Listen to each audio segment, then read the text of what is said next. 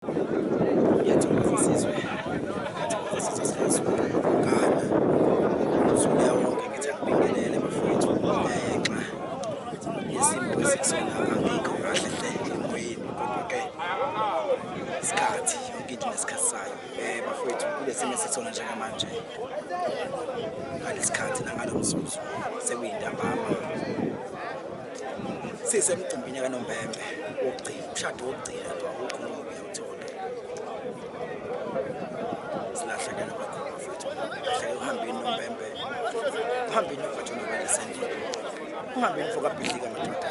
Bafowethu kuphumele, kodwa-ke yonke into nesikhathi njengonjalo. Gogo wenkosi, cha-ke bafowethu mina ngifuna ukuqamba engakhile le ndoda. Ngibona ngiqalaza ngala nje, ngiqalaza bengivele ngibe ngala. Bengayifuni ibe ngala ngoba ngizongayiboni kahle. Ngakhile-ke bafowethu le ndoda yomkhize ngakhe isuka phansi. Yangakha insizwa kakhulu ngayinsizwa kahle kangaka.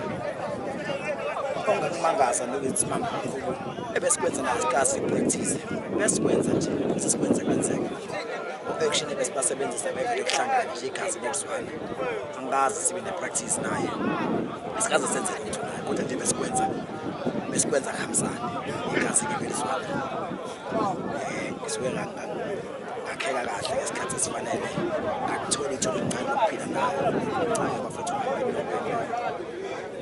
kunakeleke kuzofika isikhala kwamanje esikhulu, kodwa-ke engeke ngasofa nami, kodwa yonke into nesikhathi sayo. Kuphile ngithathile ngicela nje bafuthi insizwa zonke zamaZulu, insizwa zonke zakuhlangene amabutho wonke enkalazonkana. Bafowethu ngiyocela nje zasihambile ngibonakala zasihambile insizwa bafowethu, kodwa-ke sosala sincenga abahambayo nala bekho nomkhize wakhabazela sikhona insizwa amakhono asikancane athi uhambe ukwenza emhlabeni. Nangenkosi ngingelutho, ngingenasikhundla ngisho emthizweni, kodwa bafowethu ngane ngawe khabazela ngakhuluma shoni laka ngaqeda mfethu. Ngiyathokoza kakhulu.